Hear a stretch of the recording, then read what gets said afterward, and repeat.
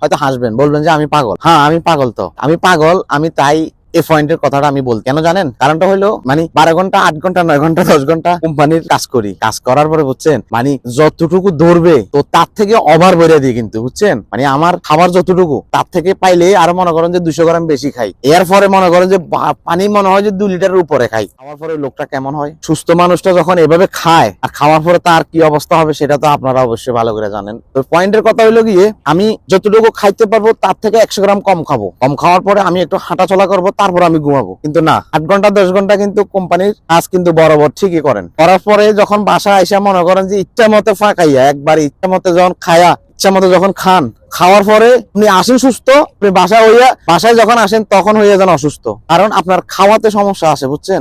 এরপরে যখন 6 মাস 1 বছর যাবে তখন পেট গেছে একদিকে, আপনি গেছেন একদিকে, আপনি গেছেন অন্যদিকে, কারণ আপনার খাওয়াতে সমস্যা আছে, তো বলস আছে। যে পরিমাণ খাইছেন আপনি সেই পরিমাণ পরিশ্রম করেন না, তো বুঝছেন। এই জন্য বলে প্রবাসী বিদেশে গেলে নাকি পেট বড় হয়ে যায়, মোটা হয়ে যায়। আপনি আপনাকে কন্ট্রোল করেন, দেখবেন আপনার কিচ্ছু হবে না।